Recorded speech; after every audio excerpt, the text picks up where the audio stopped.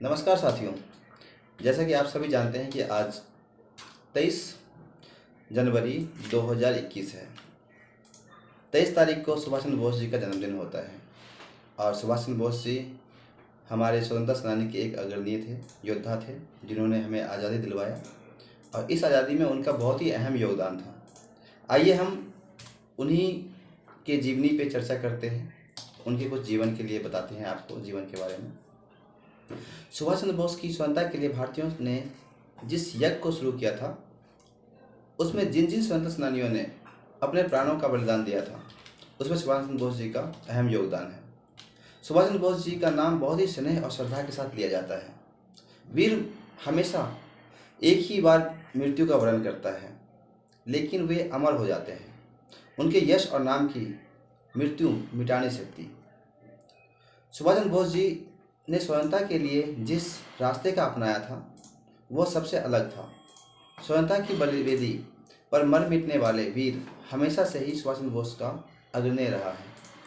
वे अंग्रेजों के खिलाफ युद्ध करके देश को आज़ाद कराना चाहते थे।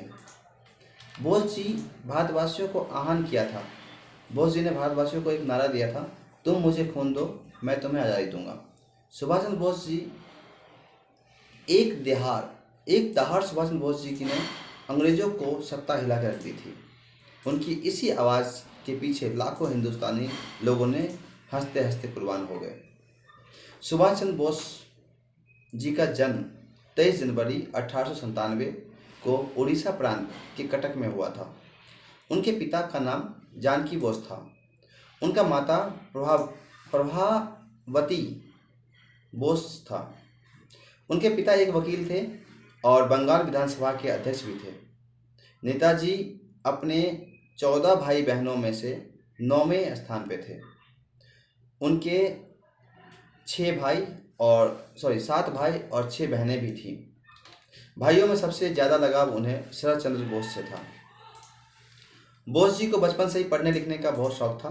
बोस जी प्रारंभिक शिक्षा कटक के एक प्रतिष्ठित विद्यालय रेवेनशॉ कॉलेजिस्ट स्कूल में ली थी। मैट्रिक की परीक्षा बोस जी ने कलकत्ता के प्रेसिडेंसी कॉलेज से प्रथम श्रेणी में उत्तीर्ण की थी। बोस जी ने 1915 में बीमार होने के बाद भी 12वीं की परीक्षा में द्वितीय स्थान प्राप्त किया था।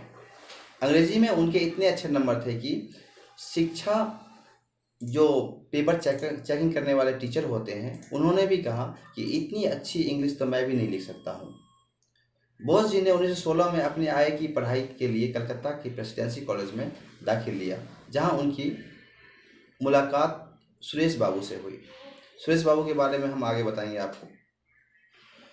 तो उन्होंने कलकत्ता के स्कॉटिश कॉलेज से 1919 में बीए की परीक्षा को प्रथम श्रेणी में प्राप्त किया और उसके बाद सीएसए का एग्ज़ाम दिया उन्होंने, जिसके लिए इंग्लैंड जाके उन्होंने एग्ज़ाम की तैयारी की और भारत लौटे तो एक उच्च पदाधिकारी बन के लौटे।